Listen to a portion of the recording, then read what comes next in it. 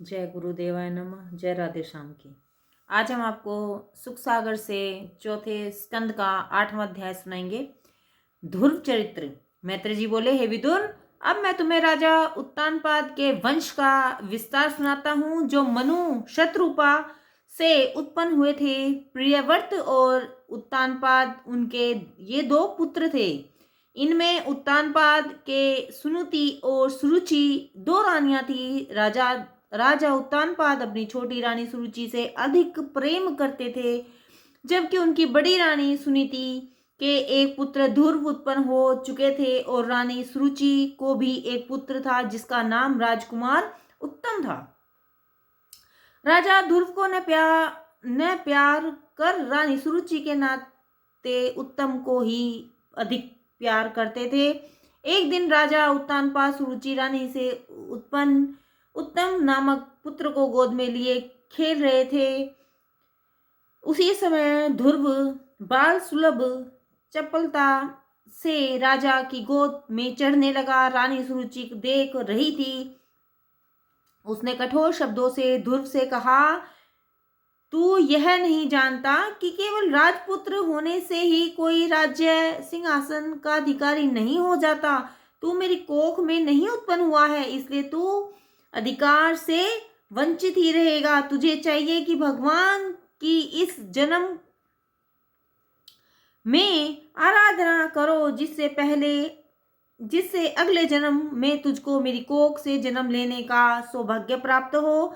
मैत्री जी कहते हैं, हे विदुर, इस प्रकार द्वेषयुक्त विष भरे शब्द सुनकर ध्रुव का कोमल हृदय तड़प कर रह गया।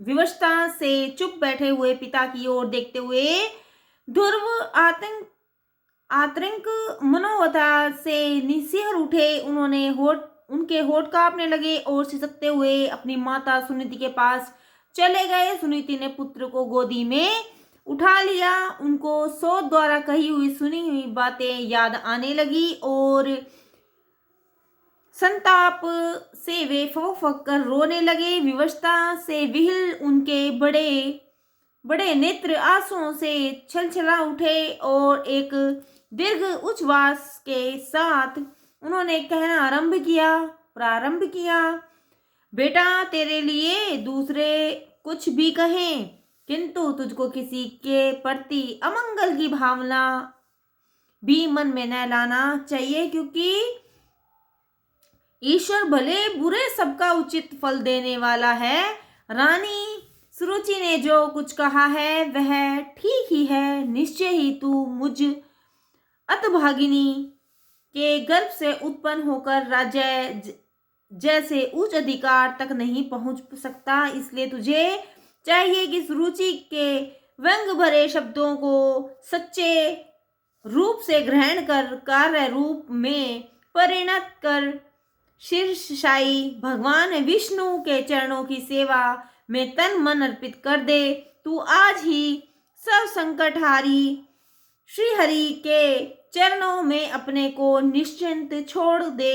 हे विदुर, तब माता सुनीति के मर्मस्पर्शी वचन सुनकर ध्रुव की बाल बुद्धि को यथार्थ समझते देर न लगी। वह तुरंत ही अपने पिता का नगर छोड़कर चल पड़े, जैसे उन्होंने अपना भविष्य सोच लिया हो। बालक ध्रुव के दृढ़ निश्चय से प्रभावित होकर नारद मुनि उसके समीप आए और मन ही मन उसकी सराहना करने लगे, किंतु प्रकट रूप से उन्होंने समझाना ही उचित समझा। नारद जी ने कहा, बालक ध्रुव, तेरी उम्र भी अभी क्या है जो तू तप जैसे कठिन कार्य के लिए घर छोड़कर निकल पड़ा है। इस कच्ची आयु में तेरे लिए मान सम्मान का कोई प्रश्न ही नहीं उठता।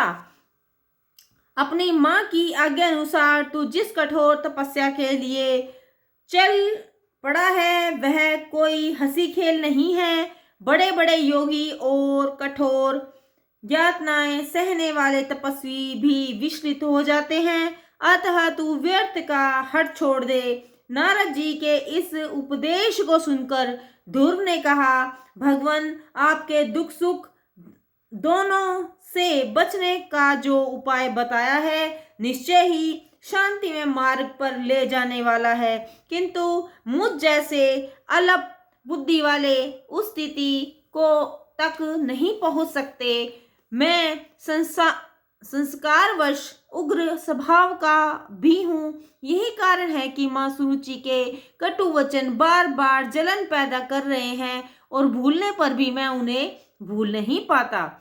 मैं राज्यपद क्या उससे भी उच्च पद को पाना चाहता हूँ, जिसके लिए बड़े बड़े ब्रह्मज्ञानी तरसा करते हैं।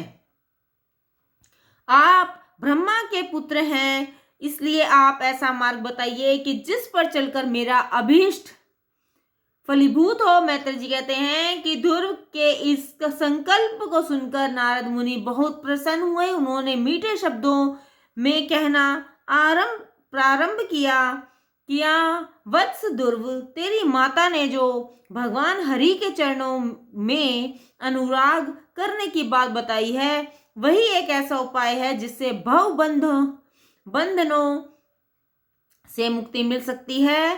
कालिंदी के तट पर मधुवन में जाकर तू जप तप नियम और प्राणायाम से मन को एकाग्र कर भगवान का स्मरण कर। हे ध्रुव, मैं तुमको उस मंत्र से अवगत कराता हूँ जिसके तप करने से तुम्हें भगवत प्राप्ति हो जाएगी। वह मंत्र है ओम नमो भगवत वासुदेवाय।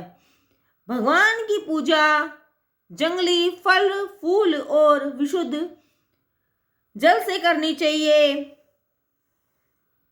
तुलसी दल भगवान को बहुत प्रिय है, इसलिए इसका पूजन में प्रयोग आवश्यक है। सदैव शांति चित्त से मनन करता हुआ ईश्वर की आराधना में संयमित जीवन व्यतीत करते हुए साधक उस परमानंद को प्राप्त करता है जो एक निष्ठ मनस्वी की धरोहर है। इस प्रकार ध्रुव को भली भांति समझाकर नारद मुनि चले गए और ध्रुव ने मधुवन का मार्ग लिया। वहां पहुंचकर वे भागवत भजन में दिन व्यतीत करने लगे। उन्होंने पहले कुछ मास वन में उपलब्ध कंदमूल खाकर बिताए और तदुपरांत शने शने आहार की मात्रा कम करके केवल जल पीकर रहने लगे। कुछ समय पीछे ध्रुव ने जल भी त्याग दिया और वायु सेवन कर तपस्या में रत हुए। इस प्रकार सत्यनिष्ठ ध्रुव ने धीरे धीरे अपनी सभी इंद्रियों इच्छाओं को वश में करके एक पैर से खड़े रहकर अपने वृत्तियों को ब्रह्म चिंतन में लीन कर दिया।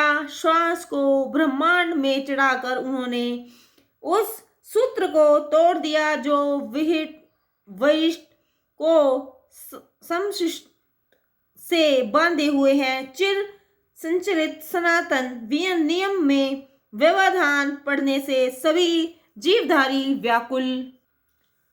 व्याकुल हो गए और सृष्टि के नियम को भंग होते देखकर देवगण भयभीत हो भगवान विष्णु की शरण में गए। विष्णु जी ने कहा, हे देवताओं, तुम लोग कुछ भी चिंता ना करो। राजा उत्तानपाद का पुत्र ध्रुव मुझे प्राप्त करने के लिए कठिन तप कर रहा है। इससे तुम सबका दम घुट रहा है। अब मैं बालक ध्रुव को दर्शन देकर उसको तप से मुक्त करूंगा, जिससे तुम्हारे कष्ट दूर हो जाएंगे। जय गुरुदेवाय नमः। जय राधे श्याम की।